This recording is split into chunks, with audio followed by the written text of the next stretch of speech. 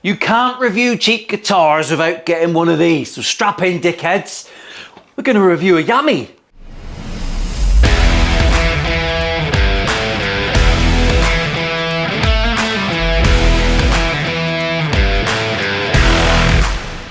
Battery exhausted, she says. I'm fucking exhausted. So here we are, back for another stupid guitar review. Before I start, my name's Paul. This is Milo Studios. I'm a guitar maker. I make guitars from scratch. Like that pair of absolute whoppers that we're making at the minute. Feast your eyes, boys. But I do like to review cheapy guitars at the minute because it's just something else to do in the workshop, innit? I can waste half a day and have a bit of a laugh, and maybe we can find out some things that we didn't know. Before I start, there will be the odd bit of crass language. If you don't like it, vote with your feet. Please do not complain in the comments because we'll just delete that comment because we don't care. Lovely. I would like to take this time to address the audience on a professional level, just to be clear that if I do ever say sorry in a video, hand on heart, I don't fucking mean it. Haha! We're only having a laugh, we're only having a laugh. Right, people leave me messages saying, you've got to try this guitar, you've got to try that guitar. Well, Pacifica comes up a lot, doesn't it? It does come up a lot. So I've got one, I found one that was reasonably priced on eBay. It's a used one. She's had a bit of life kicked out of her. Oh my. Definitely, there's some work to do on this guitar. This guitar, back in the day, was near the top tier, among the best beginner guitars. It really was. I've been told I'm not allowed to look left into little Dave camera, so I've just got to trust that that's in focus, otherwise I'm going to trigger some prick in the comments. The Pacifica was known throughout the land as being a bit of a belter. Humbucker in the bridge. It was like a sexier, more modern Strat. For me, it was the era of things starting to change and Fender Strats never changing, really. They haven't changed forever, which is cool. If you like traditional, go for something that's never changed. I don't blame anyone for that. But this is a bit pointier, a bit more aggressive, and a bit of a sexier guitar. And we all know, hand on heart, Yamaha make lovely guitars. This thing has got spatters of fecal matter on it, of boy matter. I don't know what it is. I don't know much about where it came from, but there's a lot of DNA on it. So we're going to have to do something with that, and I will be washing up before I eat my sandwiches. But I might not. Let's have a little look at how this guitar has come to me. If you've not seen the series before, we're going to get hold of a guitar. If it's an old one, I'm going to look at the state it's come to me in. How has someone been playing this? What sort of state are the guitars in people's houses that they think is acceptable? Because this thing here, the action is very high. We'll have a little look at why it's high. What can we do to adjust it? First port of call, can this guitar be made to be really playable with a couple of Allen keys? One for the Trussus Rodus and one for the bridge saddles. That's it. And we've got to make sure the neck is straight. I use a notch straight edge. Someone said, well, you're not just using Allen keys if you're using a notch straight edge. So I'll show you how to check neck straightness without one of them, so that no one has to have a fucking meltdown in their office. I hope you're wasting your boss's time today. That's generally the thing, and a lot of people like to watch these videos sat on the throne, shall we say. Get out of me! Lovely, you don't need to tell me that though, because it's rank. 5-way switch, which does switching. I don't know what it does with these. I suspect it's very similar Stratton stuff. I can tell you straight away that the action is monumentally high. I'll get out my easy reference card, but it doesn't go up to a meter, so we'll have to see how we get on with that. These cards are so shit. 2.26 millimeter action. I don't trust that. Let's measure it properly.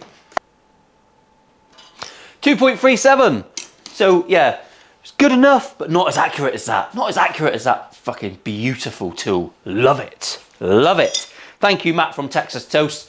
You told me to buy one of them, and I bought it, and it's sexy. So we've got a massive action, huge action. One thing to note is that even with the guitar in tune, that floating trem is slammed. So that thing's not moving. We'll have a little look underneath. I seem to remember the trems on these being not great. There's room on the saddles to lower that action, so we're all right there. Now I'm going to look at the neck straightness, because that might affect our action. I'm going to use a neck, no, it's a notched straight edge, which someone pointed out is an oxymoron. And I like an oxymoron, probably because I'm a fucking moron. But that's a straight edge, isn't it? And it's notched. So is it an oxymoron, or are you being pedantic? And obviously, we've got a bent neck. Every guitar that ever comes to me has got relief in the neck. When guitars are shipped, they're shipped with a bit of relief in the neck. Out of interest, I'm going to the guitar show in Birmingham in a couple of weeks, and I'm going to take this with me. That is it. I'm going to take that in my pocket, and I'm going to check the setups of as many guitars as I can there to get a real broad understanding of what people think is normal, because they're going to set their guitars up playable for those conditions. So that'll be interesting. I'll make a little short video on that if people will let me. I just want to try other people's guitars. I'm going to go in disguise as an albino, so hopefully I won't get noticed. I don't think I'm famous enough to get spotted anyway, let's be honest. I'm just a twat on the internet. So the Pacifica's got a little truss rod cover. We'll have to pop him off. The truss rod cover that's so often lost on these guitars, but not if you've got a Milo Studios parts tray. Oh, that's pornographic. They'll be coming soon to an eBay store near you. So I'm going to adjust the truss rod. That's an Allen key. If you've never met before, this is Big Allen. Oh, it's a fat boy in a Pacifica. If your neck has got a forward bow, stand up headstock end, facing the butt ass of your guitar, and turn the fucking thing clockwise. Quarter turn at a time. If your strings are on, you can't turn it more than an eighth anyway, because it'll snag on the strings. So that's a good little indicator for you. Clunk. Wow, that has never been turned. Never been turned. Probably a bit of wood glue in there or something. So now that's just had a little bit of a turn. There wasn't much of a resistance. I'm going to keep turning until she's flat. Okay, so for the people that haven't got one of these, voila. If you're going to buy one of these, buy a good one. Someone brought a shit one to the workshop the other day, and we had to flatten it with a bit of sandpaper because it wasn't straight. So on Amazon, you can buy straight edges that aren't straight. Figure that one out, Bezos, you absolute bastard. You can push the string down here.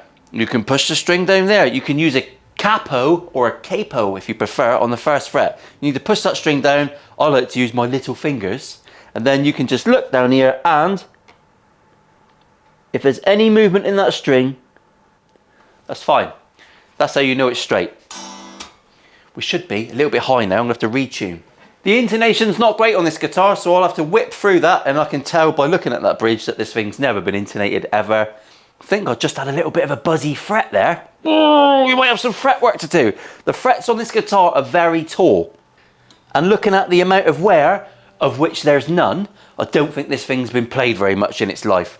But I've adjusted the action of the neck. Let's have a little look to see what that's done to our string heights. 1.8 on the 12th, 2.1 on the, we still got a very high action. Very, very high. Woo! Holy fuck. They haven't got that much play on them. And that bridge is jammed down. We've still got a 2 mil string height, which is a lot. It is a lot. The nut is cut probably 0.2 of a mil higher than normal, not a lot. I think this guitar might be, it might need a tiny shim in the neck. Woo-hoo! Internet's gonna break, yes! A lot of people won't tell you is that you can make a shim out of fucking anything you want. It will make no difference. Some of the most famous guitars in the world have got a bit of credit card or a bit of business card or a bit of fag packet shim in the neck, because quite often that's all it needs, something very thin. It will make no difference, and I guarantee some of your favourite songs ever were recorded with a bit of fag packet in the neck. That is it. Fag packets, shim of the 60s. Don't ever let anyone tell you that a shim in the neck will affect your tone, because that person is a wanker. Tone is affected by your fat chubby fingers, the pickups in your guitar, and the fucking amp that you're playing through. Everything else, tiny difference. And a fag packet shim, no difference at all. But until then, these strings are disgusting, and this guitar needs a bloody good clean. which is what I'm going to do because I've got to get this fecal matter off. It's making me gag a bit. I'll take the scratch plate off so we can have a little look at the electrics and you can all admire the size of the pots on the guitar. It's a very pretty guitar, isn't it? Very Gilmore. Are you ready for your first reveal of the day? Make sure no one's watching and you've got your Kleenex ready. Oh, it's tiny pots and an import switch, which basically means we have to throw this guitar away now because you'll never achieve a good sound on it. What a massive disappointment. That must be how it feels to a lady friend when I take my pants off. Let's give her a clean, because really we know that doesn't matter. That don't matter at all.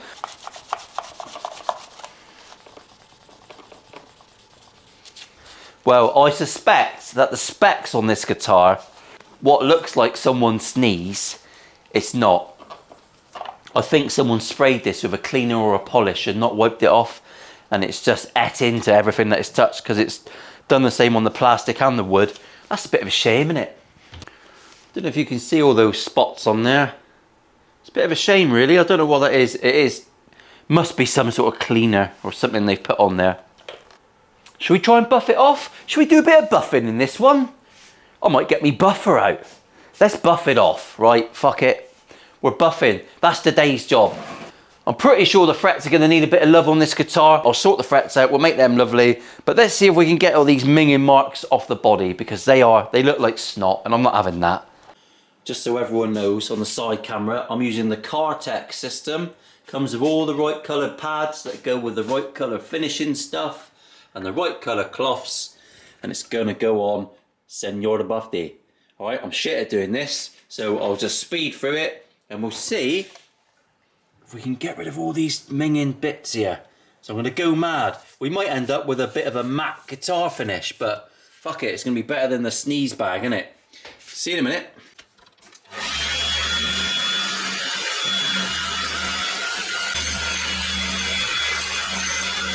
Right, there are some proper dings and dents in this body. It's old, and we're not refinishing it, are we? But we have got it. I've got all the monk splatter off there. There's no DNA on it now. It's a bit shinier. I'm happy with that. I did actually go a bit harsher. Look at me with my apron on. Any excuse to wear a pinny. Always wear a pinny when you're doing polishing, just because it makes you feel a bit more feminine. In the end, I had to go a bit harsher with her. We got some Halford's rubbing compound. She cut into the clear coat a bit more, and then I literally I just used the first stage, 3000. It's brought that poly up looking a lot better. It's got the DNA off there. We're all fine. No need to look at human stuff anymore. I think someone sneezed on it in 1984. Lovely. So there's lots of dings and dents on this guitar. We'll call that Mojo, character, natural relic. I'll put this thing back together off camera and we'll reconvene and start looking at the neck. I'll put it in the jig, we'll do it proper. And we'll have a little look at these frets. They need a good polish. We'll get the old fertilizer out again and we'll do a little polishing job. But I just want to check that they're relatively flat. She's had a lot of use, this guitar. It might be fucked. Right, it's time to do a bit of fret work, isn't it? Oh, there's not really any fret wear on these frets, so I'm going to use the fertilizer system again. They're not paying me to use it, but I've got it here and it works all right. And to be fair, it's still a system I endorse because it's really well priced and you can have a crack. So same as ever, my notch straight edge is on the fretboard and I'm just checking that I am flat. And my jig supports the neck all the way along. It's not very good for tapping frets down, but it supports it. We're pretty straight there. Keep that one handy, keep checking. Now out comes the rocker. And I'm just gonna check in 3 spots and make sure that this fret rocker is not rocking. And it is there. So my 4th fret has got to rock. First thing I'll do is get out my skinny feeler. My skinniest is 0.05 millimeters. And I can get that one under the fret. So I'm going to give him a tap.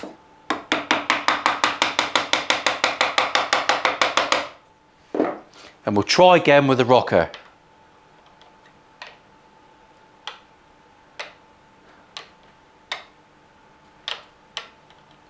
Still a bit of a rock there.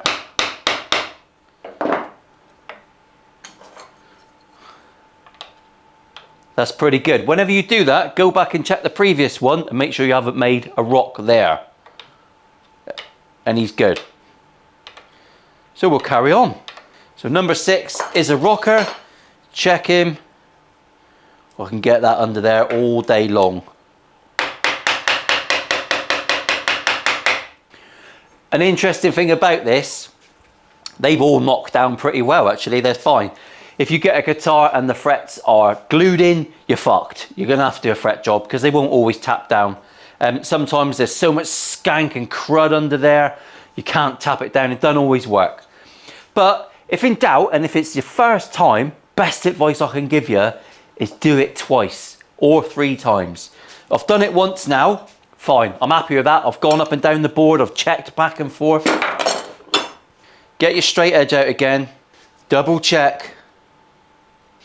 If you've got any forward bow on your neck, you're wasting your time doing this stage because you're not going to identify any rockers. And if you've got back bow, everything's going to fucking rock. You won't win. So you've got to get your neck as flat as you can get him.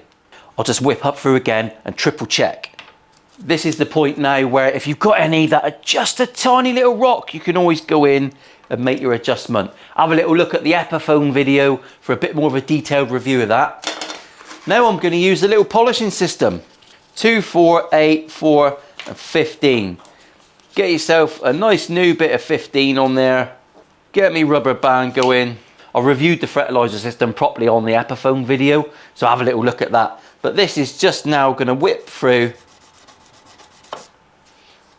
I've got a little bit of roughness on my fret ends.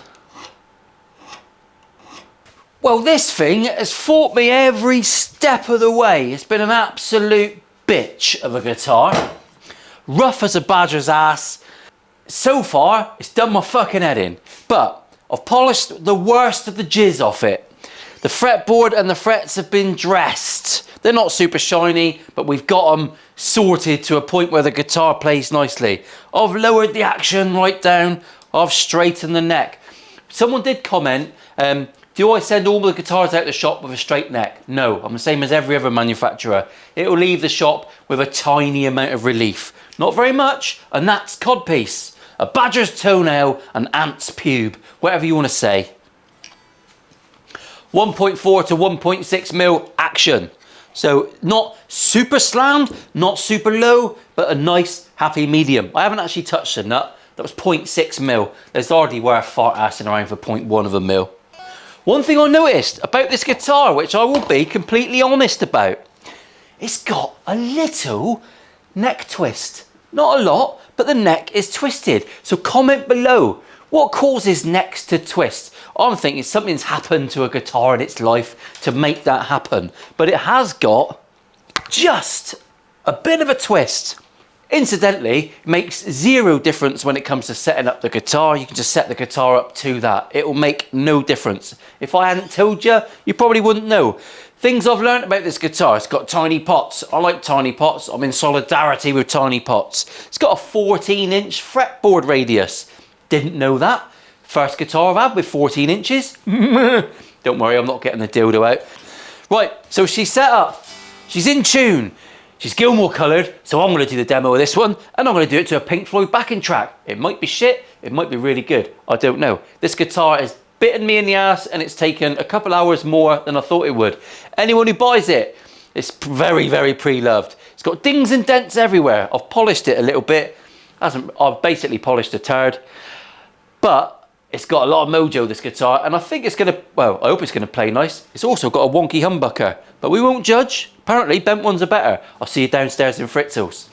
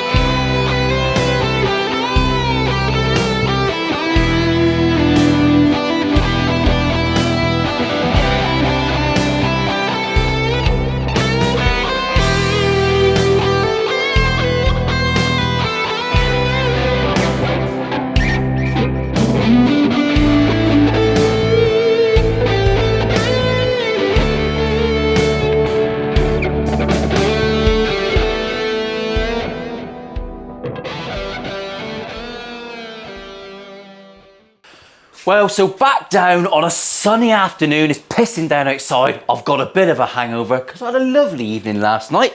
I've got to come up with a conclusion for this thing, and it's an easy conclusion. There's a reason that this guitar has been around for so fucking long.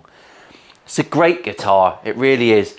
I found the pickups lovely, the tuners are great, the neck's beautiful. It is a great guitar. It's weird, it's got a reputation, but maybe it's a bit of a boring option. I don't know. It's absolutely great. It holds up against everything else. This thing's beaten to fuck. I mean, it's had a right kicking, but it's gorgeous. I really like it. I do really like this guitar.